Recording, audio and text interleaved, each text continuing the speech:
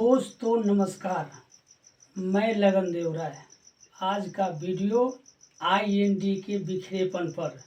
दोस्तों, 6 मिलकर नाव बनाया, नाव का नाम रखा हुलास, 6 ने खेवन लगा, नाव चली गई कबलास।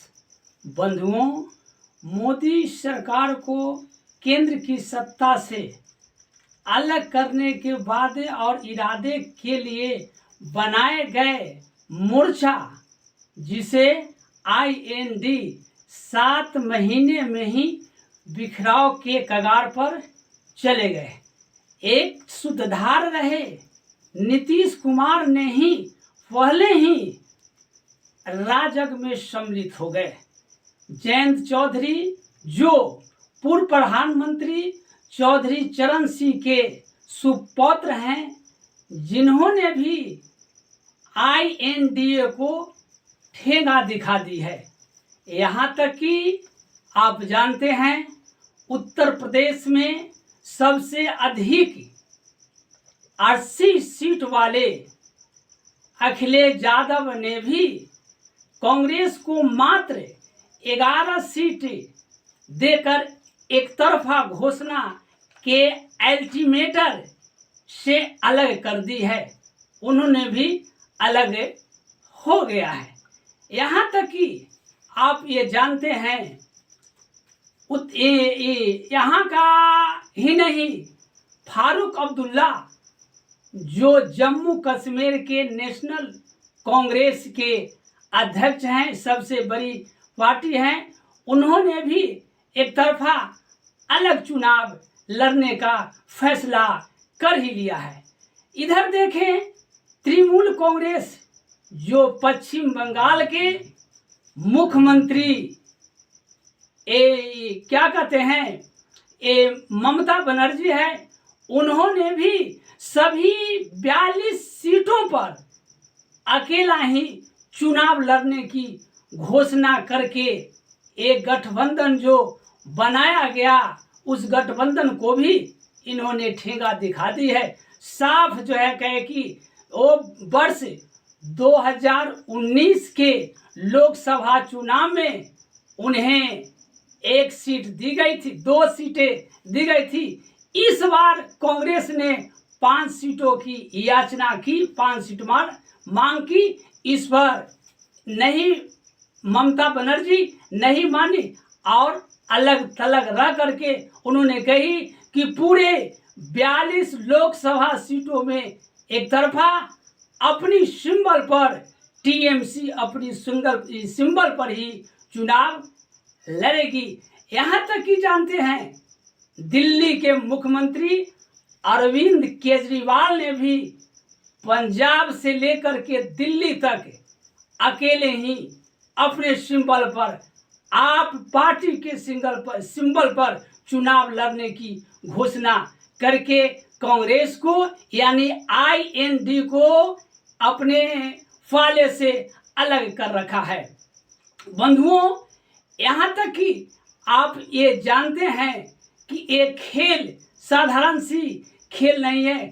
सब अपनी अपनी डपली, अपनी अपनी राग आलापना शुरू कर दी है। यहाँ तक कि महाराष्ट्र में भी 48 लोकसभा की सीट है। अभी तक वहां से टूटने की कगार पर किसी प्रकार की सूचना या किसी प्रकार की बात नहीं है, लेकिन संभवतः यह है, अनुमान किया जा सकता है कि सीट के बंटवारे में बेशक दाव पेच खेला ही जाएगा। बेशक विपक्षी गठबंधन की कवाल में कांग्रेस केंद्रीय भूमिका में नहीं थी, शायद इसलिए भी कि उसे विपक्षी दलों के बीच अपनी स्वीकृति को लेकर संदेह था।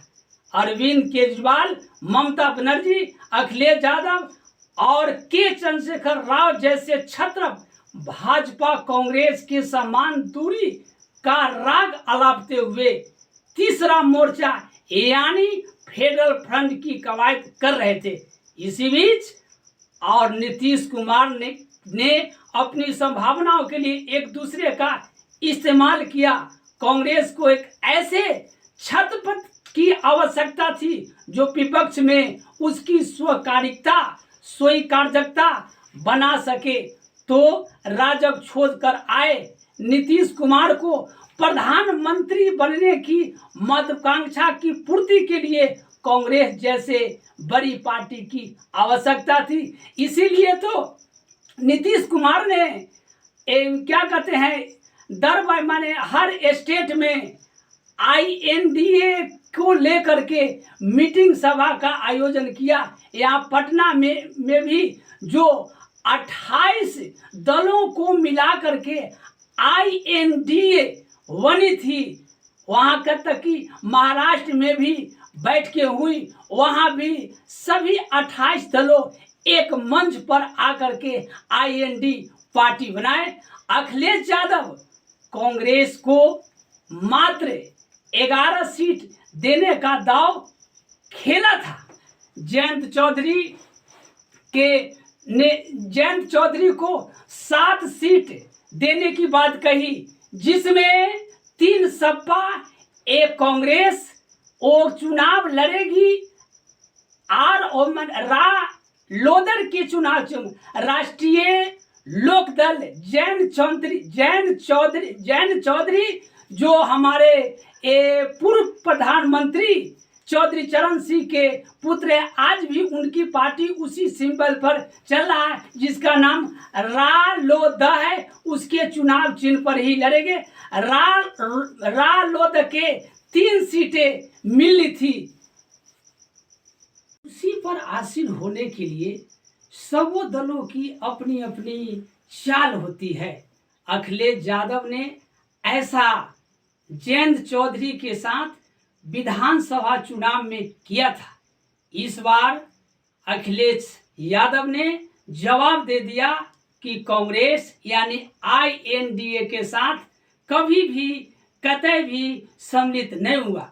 लंबे तल के रिश्तों के बाद कांग्रेस और आप में संवाद सूत्र हुआ, जिसमें वर्तमान दिल्ली के मुख्यमंत्री आपके महाध्यक्ष अरविंद केजरीवाल ने पंजाब, हरियाणा, चंडीगढ़ और यहाँ तक कि दिल्ली तक अकेले चुनाव लड़ने का ऐलान कर कांग्रेस को बहुत बड़ा झटका दिया। केजरीवाल ने कहा कि विधानसभा में मैंने अकेला ही दिल्ली की गद्दी पर आसीन हुआ था।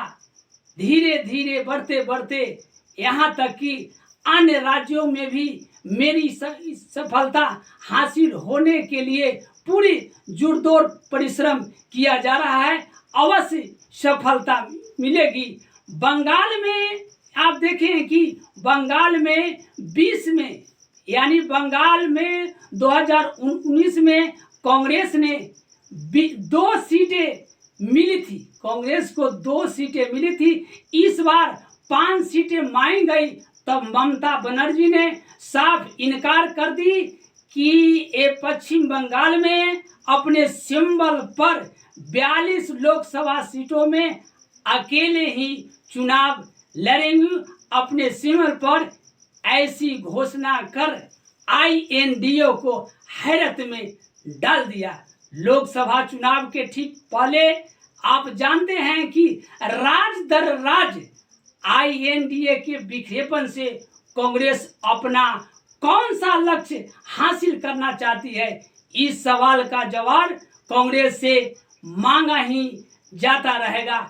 यह ऐसा जो है चुनाव है वर्ष 2024 का लोकसभा चुनाव में हर पार्टी अपनी अपनी पूरी निष्ठा के साथ, पूरी तन मन धन के साथ हर चीज अख्तियार कर चुनाव लड़ने के लिए घोषणा कर दी है।